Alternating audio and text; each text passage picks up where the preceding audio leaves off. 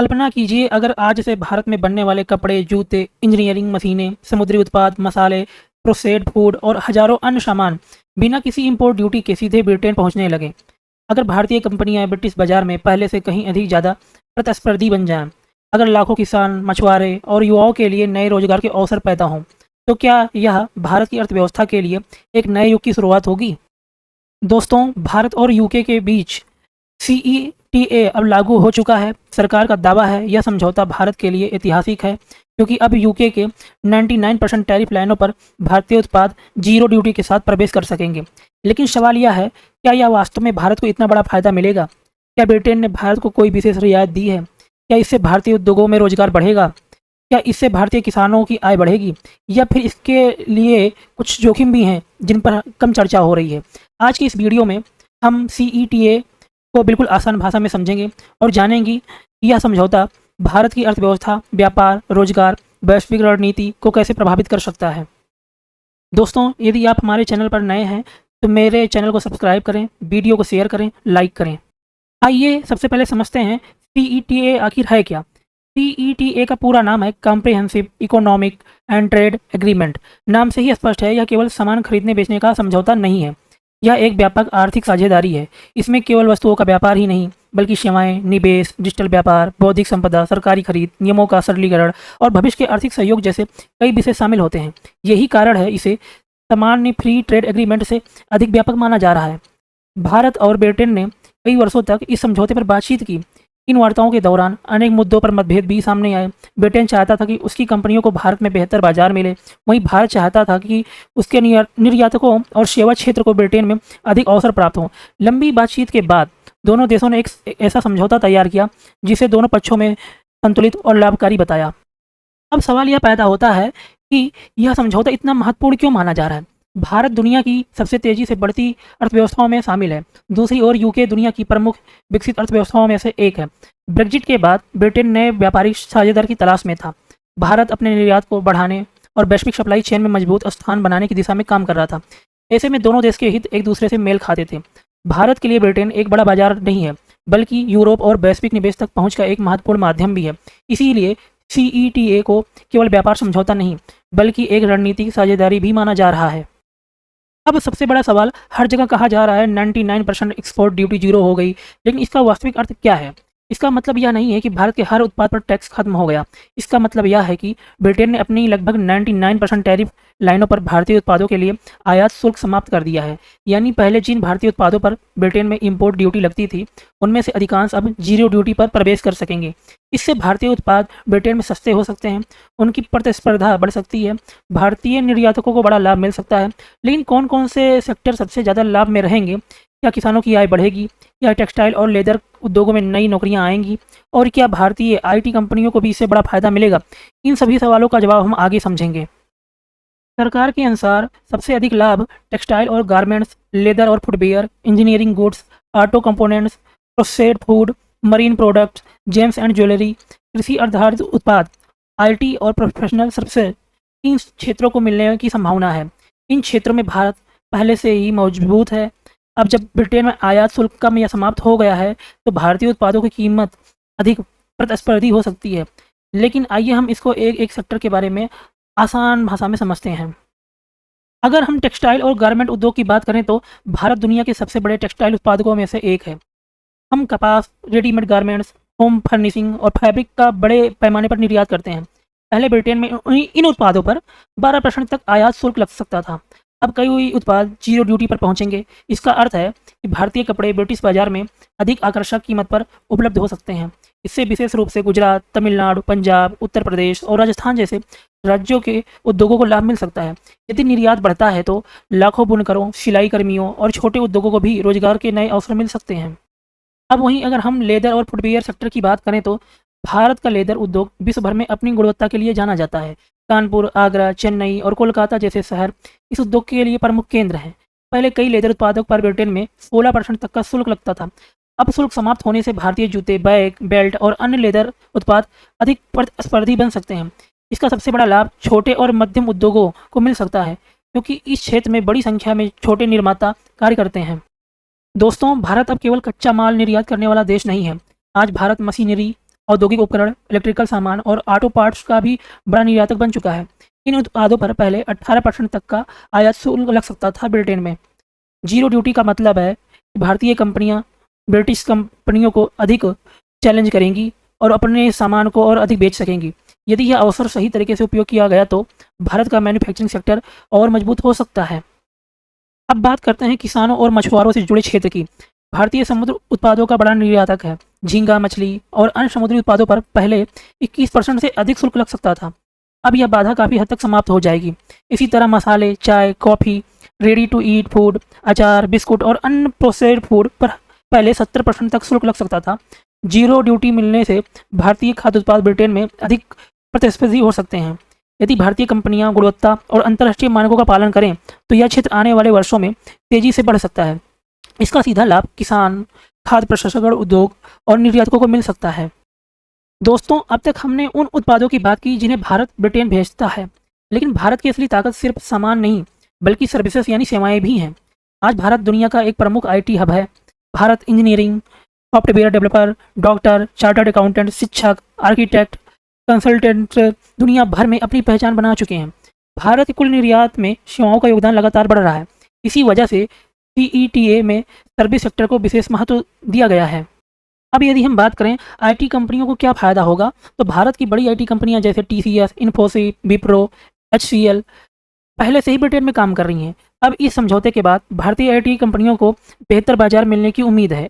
इसका मतलब यह है भारतीय कंपनियों के लिए ब्रिटेन में सेवाएं देना और नए प्रोजेक्ट लेना पहले की तुलना में आसान हो सकता है। इससे भारतीय सॉफ्टवेयर इंजीनियरिंग और आईटी प्रोफेशनल्स के लिए रोजगार के अवसर बढ़ सकते हैं। अब वहीं यदि हम हेल्थ केयर सेक्टर की बात करें तो भारत का हेल्थ केयर सेक्टर भी तेज़ी से आगे बढ़ रहा है। भारतीय doctor, nurse, medical researcher, health care कंपनियां दुनिया भर में अपनी सेवाएं दे रही हैं। सीईटीए के बाद इस क्षेत्र में सहयोग बढ़ने की संभावना है। इसी तरह शिक्षा के क्षेत्र में भी दोनों देशों के विश्वविद्यालय और संस्थाओं के बीच सहयोग बढ़ सकता है। स्टूडेंट एक्सचेंज, रिसर्च और स्किल डेवलपमेंट जैसे क्षेत्रों में नए अवसर खुल सकते हैं। अब मेरी बात करें भारत की अर्थव्यवस्था की रीढ़ की एमएसएमईएस यानी सूक्ष्म, लघु और मध्यम उद्योग के बारे में, तो देश में करोड़ों लोगों को रोजगार देने वाली यही छोटे उद्योग हैं। यदि ब्रिटेन का बाजार भारतीय उत्पादों के लिए अधिक खुलता है तो केवल बड़ी कंपनियां ही नहीं बल्कि छोटे उद्योग भी अंतर्राष्ट्रीय बाजार तक पहुंच बना सकते हैं। हैंडीक्राफ्ट, आयुर्वेदिक उत्पाद, पारंपरिक वस्त्र, मशीन पार्ट्स और कई अन्य उत्पादों की मांग बढ़ सकती है, लेकिन इसके लिए गुणवत्ता, पैकेजिंग और अंतर्राष्ट्रीय मानकों का पालन करना बेहद जरूरी होगा। दोस्तों, अब तक हमने सीईटीए के संभावित लाभों की चर्चा ही की, लेकिन किसी भी बड़े व्यापार समझौते का सही मूल्यांकन तभी होता है जब उसके फायदों के साथ साथ चुनौतियों को भी समझा जाए। इतिहास बताता है कि हर फ्री ट्रेड एग्रीमेंट से कुछ उद्योगों को लाभ मिलता है जबकि कुछ क्षेत्रों पर दबाव बढ़ सकता है। इसीलिए सीईटीए को भी केवल जीत या हार के रूप में नहीं बल्कि अवसर और चुनौती दोनों रूप में देखना चाहिए। अब यदि हम चुनौतियों की बात ही करें तो सबसे पहली चुनौती होगी ब्रिटिश कंपनियों से कंपटीशन। जब भारत के उत्पाद ब्रिटेन में आसानी से पहुंचेंगे, उसी तरह कई ब्रिटिश उत्पादों को भी भारतीय बाजार में बेहतर अवसर मिल सकते हैं।